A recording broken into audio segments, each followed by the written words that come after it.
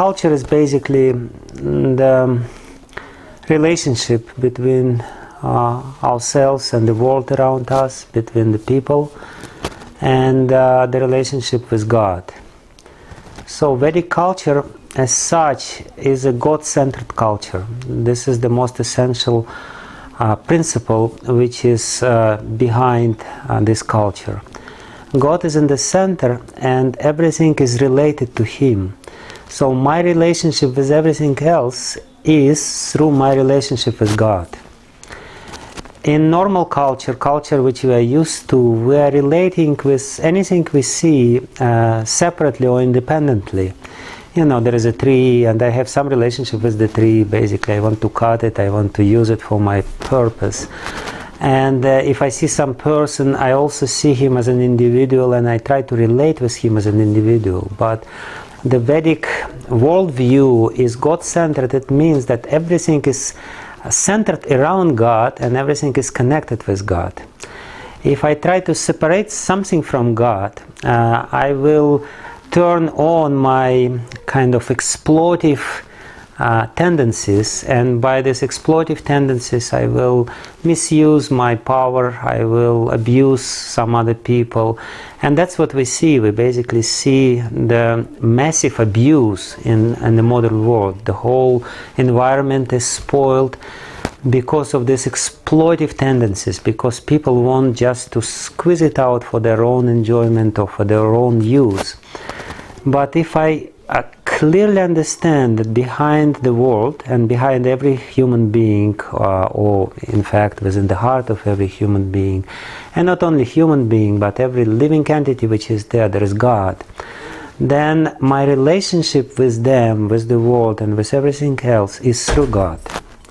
And because I clearly understand that I, being the part of God, being a small infinitesimal particle of God, original consciousness from which everything comes into being, if I understand it clearly, then my relationship with other entities in this world will be different, because I will project my relationship with God to the relationship with the world, with the other living entities. I'm a servant of God. I am a part of the whole. And other parts of the whole also deserve my service. It's like this: if I have a body and there is a part of the part of the body is serving the whole, so it serves the whole as a whole, and it serves every particular part of the whole as well. For example, stomach. There is a stomach, and stomach serves, the body as a whole, and stomach also serves the fingers, the nails, the liver, and other parts from which the whole consists. So instead of the exploitation, instead of trying to enjoy and trying to get something from the environment, from the people with whom I live together in this world, I will try to serve. Instead of taking, I will try to give. And of course, if I do my duty properly, or if I, let's say, play my cultural role properly in the whole, I will get everything which I need in return. So the essential part of Vedic culture, if we take little shift from the original premise which I gave, that this is God-centered culture, that this is a culture which underlines the unity of everything that exists. And therefore I relate to everything as a part of myself. Whereas Western culture is very individualistic. It just more or less stresses the separateness of everything which we see, and we see such cultural phenomenon as a science. The modern science is extremely, how to say, separatistic. It's analyzes, it cuts and dissects the reality into the parts, whereas the cultural understanding which is there in Vedic culture would give a different treatment to the culture. And we can see, from this original premises, many things come out. Basically, it creates a culture of respect, culture of cooperation, and culture of goodness, more or less. When we try to separate and treat every little part of the environment separately as an individual entity, we will get the culture of enjoyment, exploitation, the culture which creates a very individualistic approach to life. But if we take the other approach, the approach in the mode of goodness, more or less, we will get different understandings. For example, in the Vedic culture, the respect is a very essential value. And I have to respect basically everyone, those who are senior to me, who are elder, who are more successful. Especially I have to respect the head of the state, I have to respect my family members, I have to respect every woman, because women is also representative of the feminine part of God. And we see in Western culture the opposite tendency. The tendency is to treat everyone as equal and basically disrespect everyone. We can see this rampant disrespect on all levels of society. The head of the state is disrespected severely, and this is called democracy, of course. But I respect everyone because he's a part of God. And because he's not separate, and because I see God in him, behind him, God as his origin. So this is just one example. Other example of different cultural treatment which is there in comparison to the culture which we are used to could be the culture of protection. We can see that in Vedic culture the innocent or weak are protected. For example, the cow is considered to be a subject of protection. In the modern culture we can see that cows are killed, the animals are killed. Basically everyone can be killed if it's needed for the enjoyment of a human being. Civilized, so-called civilized human being.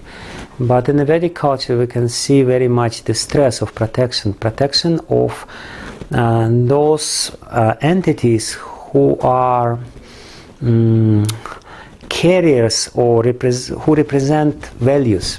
Why cow is protected? Sometimes it's not understood in the West and even ridiculed, that this is some primitive culture of totemism, worshipping some animalistic totem. But not.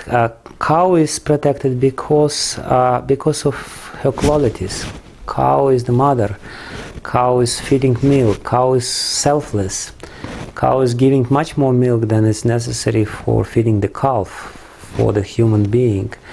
And by protecting this kind of entities, one gets a lot. The whole heart is changed because of this protective culture. And this protective culture also gives secure environment. Basically, if we say that the weak should be protected, then you can create a very secure environment. It is said that in the Vedic culture the cows should be protected, but not only cows, women should be protected.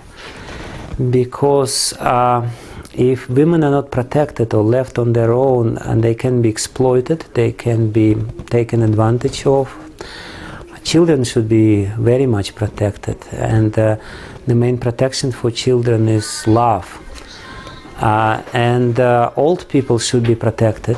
Of course, old people somewhat protected in Western culture as well, but and this value of protection of old people is much more stressed in Vedic culture. And of course, the intellectual people who are selfless and who are teachers, should be protected and should be given respect.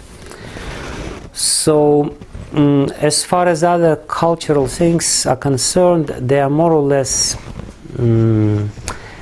derivatives. They are derived from these premises. For example, dress. We can see, if we look from a very impartial point of view on a Western dress, Western dress is very seductive, and it just more or less invokes certain passions in people. That's the main purpose of the dress. Whereas the dress in Vedic culture is very, how to say, chaste, or tries to underline this value of chastity or modesty, and therefore, you know, there is this culture of dress, whereas in the West there is a culture of undress, more or less. So what else can I say? Food is a very essential part of culture, extremely essential, and the followers of Vedic culture are usually vegetarians, and that's also derived from this understanding that everything belongs to God, and we are not entitled to take the life of other living entities, especially if it's not necessary. The human being is not necessarily a carnivorous animal.